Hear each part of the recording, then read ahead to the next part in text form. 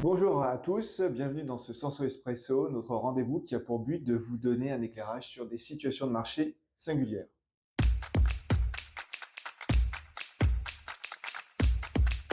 Aujourd'hui, dans notre Senso Espresso, nous allons parler du marché du crédit. Le marché du crédit bénéficie du retour de l'appétit pour le risque des investisseurs depuis octobre 2022.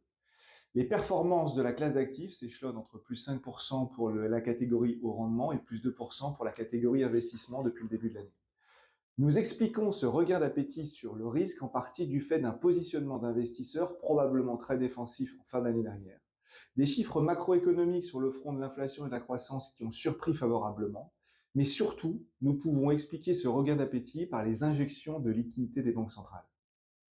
En effet, les principales banques centrales, la BOE, la BOJ et la Réserve fédérale, continuent de normaliser leur politique monétaire en augmentant les taux, mais d'une autre main, elles injectent des liquidités au travers de quantitative easing. Contrairement à une idée reçue, sur les 8 derniers mois, nous n'étions pas en quantitative tightening, mais en quantitative easing.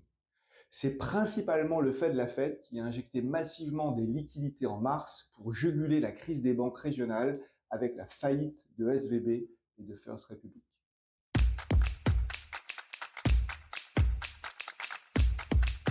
Dans ce contexte, quelles sont les perspectives sur le marché du crédit? Il nous semble que le marché rémunère peu la prise de risque pour 3 raisons. Premièrement, on obtient une meilleure rémunération sur des échéances de maturité courte de l'ordre de 1 an, comparé à des échéances de maturité de 5 à 7 ans. Dans le monde obligataire, plus la maturité est longue, plus le risque est élevé. Il y a donc peu d'intérêt d'acheter des obligations de maturité longue. Deuxièmement, on s'attend à ce que l'environnement macroéconomique se détériore.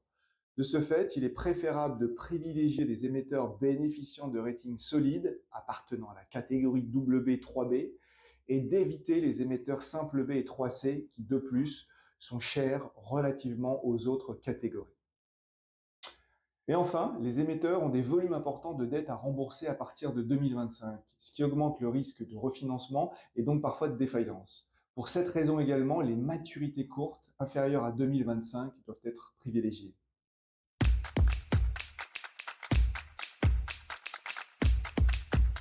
Pendant de nombreuses années, le marché obligataire fut caractérisé par des rendements faibles ou négatifs. Il est désormais possible d'obtenir des rendements de l'ordre de 5 à 6% sur des échéances dont les maturités n'excèdent pas 1 an. Il est donc possible désormais d'obtenir des rendements importants en prenant un risque qui nous apparaît mesuré.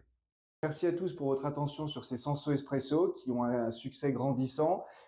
J'attends avec impatience vos commentaires et en attendant, je vous souhaite d'excellentes vacances.